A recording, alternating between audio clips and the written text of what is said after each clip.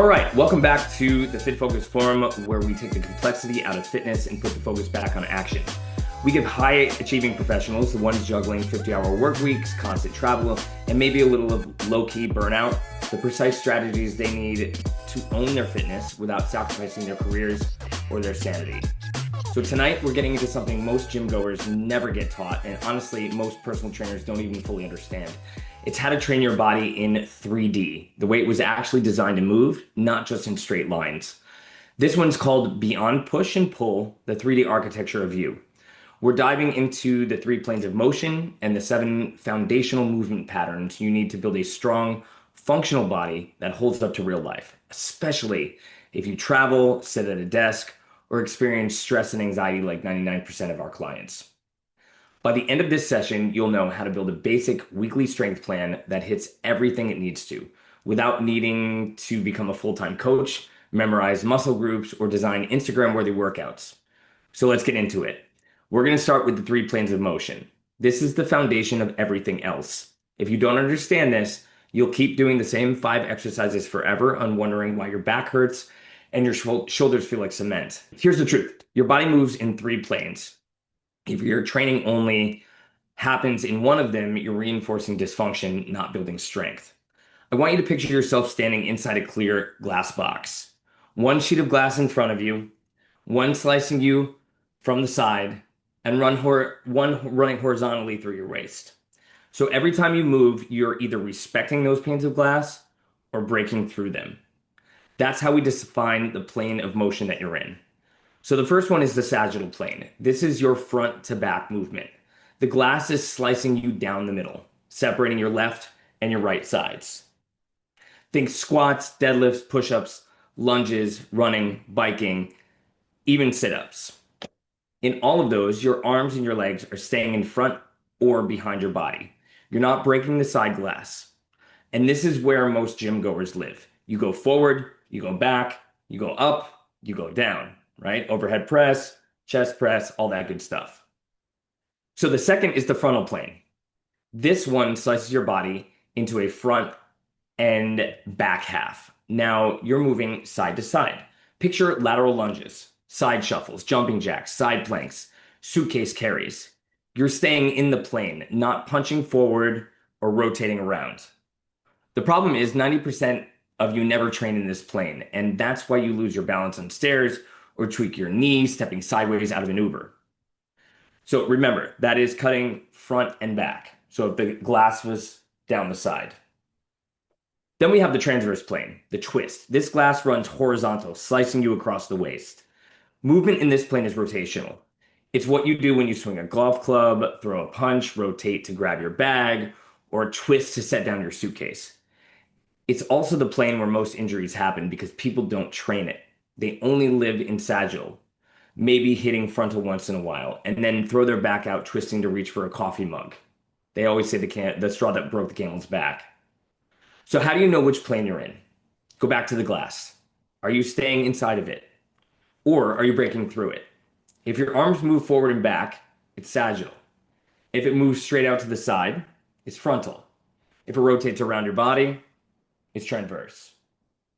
Now, once you know the planes, we can plug in the 7 basic movement patterns. These are the movements every single human body needs to stay strong, mobile, and resilient. These aren't bodybuilding movements. They are patterns your body was designed to perform. Think of them as categories. The first one is the squat. This is a vertical push through the legs. It can be a traditional squat, a goblet squat, a bodyweight squat, or a front squat. You're bending at the hips and the knees and powering back up.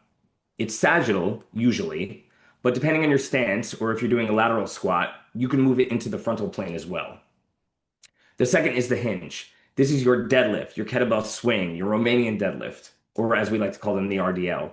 It's about loading the back of your body, your glutes, and your hamstrings, while keeping your spine neutral. This is crucial if you want to protect your back and move more powerfully. Third is the lunge. This is a step-based movement. It can move forward, it can move backwards, sideways, or diagonally. And this is where we get into multi-planar training. A forward lunge is sagittal. A side lunge is frontal. A curtsy lunge, or a rotational step, that's transverse.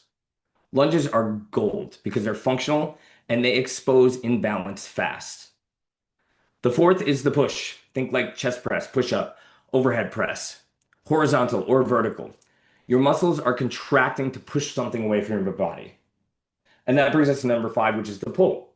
Rows, pull-ups, bands. You're drawing something towards your body. You're recruiting your back, your biceps, your traps, and your grip. Sixth is the carry.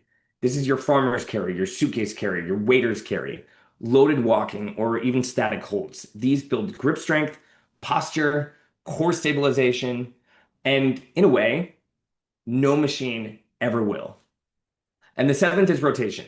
This is the most misunderstood and most neglected. This is chopping, twisting, wood choppers, medicine ball tosses, or even simply bracing against rotation, like in an anti-rotation press. Your spine is designed to rotate. If you never train it, it becomes a liability. So now we've got the framework, 3 planes of motion and 7 movement patterns. The question becomes, how do I build a weekly plan with this? Here's how I keep it simple for my clients, especially those who travel or work crazy hours. You don't need to be perfect. You just need to touch all the planes and hit all the patterns across the week. Let's say you train 3 days a week. One day you might focus on squats and pushes, another day hinges and pulls, another day lunges, carries, and rotation. But within those, you tweak the plane. A forward lunge on Monday, a lateral lunge on Thursday, a regular plank one day, and a side plank on another. If you train 4 days a week, you can go upper-lower splits. Just make sure your upper day has a push and a pull, and your lower day hits squats, hinge, and lunge variations. Now, one key principle, don't overcomplicate it. You don't need 19 exercises in the circuit to make it functional. You need 5 to 7 intentional movements that hit different patterns and planes, and you need to progress those over time. So here's your takeaway. Programming doesn't start with what body part should I train. It starts with how should I move today? Sagittal, frontal, transverse, squat, hinge, lunge, push, pull, carry, twist.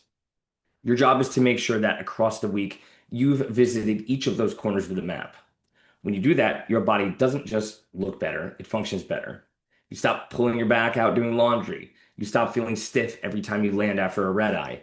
You don't need to stretch 90 minutes a day because your training already includes mobility.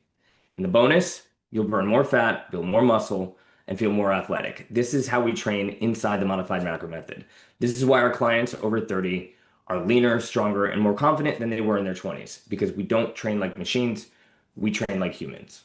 So if you've been doing the same workout for months and you're bored, plateaued, or just not seeing the results you want, it's time to look at your architecture. Are you living in one plane? Are you skipping patterns?